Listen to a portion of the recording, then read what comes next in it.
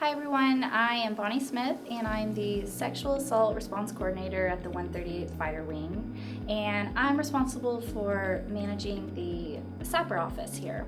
And we talk a lot about sexual assault prevention and the services that are available in the SAPR office, but we don't always talk about the SAPR program as a whole. So this is the first in a 5-part series of talking points addressing some really important issues around the SAPR program. So in this video we're going to talk a little bit about why the SAPR program exists and talk about some definitions that define the services that are available. So why does the SAPR office exist? So we know that despite sexual assault being a crime and having grave consequences for victims, that it continues to persist not only in the Air Force but with our civilian counterparts. So the Department of the Air Force SAPR mission is to educate, advocate, and collaborate with our partner agencies to stop sexual assaults and provide direct response services to victims. So our goal is to offer a gender-inclusive, culturally competent, recovery-oriented services. So what do we mean when we say recovery-oriented? So we know that sexual assault is an incredibly personal violation of a person's sense of power and privacy.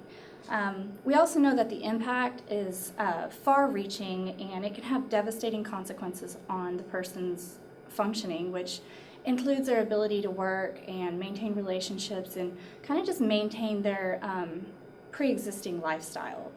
So the SAPR office, we aim to support survivors to overcome all those negative consequences and to navigate what is sometimes very confusing protocols and processes. So that's our goal, and we do this in several different ways. So the first goal of the SAPR office is to prevent sexual assaults from happening. So resources such as this video and all the annual training requirements and some of the advocacy work that you see around base, those are our efforts to prevent sexual assault in the first place. So the wing commander provides functional oversight of the SAPR program. And the office is designed this way to ensure that we're able to offer an immediate local response to all reports of sexual assault. And that really helps us make sure that SAPR services are available 24/7 at any location. So whether you're deployed, whether you're home station, if it's the middle of the night, if it's a holiday, it doesn't matter. If you call the SAPR line, you'll be able to speak to a credentialed advocate or SARC that will be able to assist you and help you navigate what will be best for you next. So the last way that we work to deliver recovery-oriented services is that all the SAPR personnel, from our SARCs to our victim advocates, are extensively trained in trauma-informed care. And what that means is that we are specifically trained to be able to work with individuals in a way that helps to maintain their respect and their dignity and help make sure that they get access to services in a very timely way. So they get those services when they need them. And following a trauma such as a sexual assault can be very overwhelming and very confusing. And so sometimes decisions that you would have been able to make pre-trauma can become very, very complicated for you. And so working with somebody like a SARC or a victim advocate can be very helpful because that individual has not just experienced a trauma, but they do understand the processes and they have training and knowledge in those areas. So that can be a real ally for someone that suddenly can feel like the world is a very scary place and be confused about who they can trust. So those are the ways that we try to work in a recovery-oriented direction.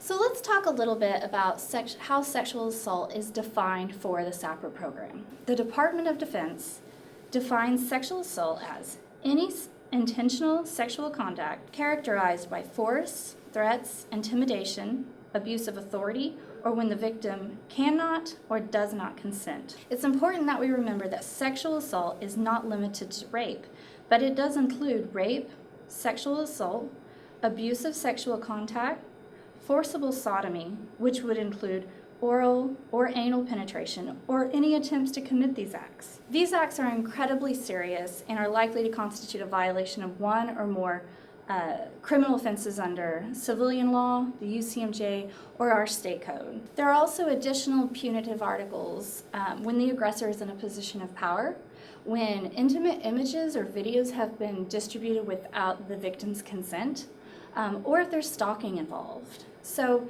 even though talking about sexual assault is a difficult topic and can make us really uncomfortable sometimes, it is really important. It's a serious safety issue for everybody.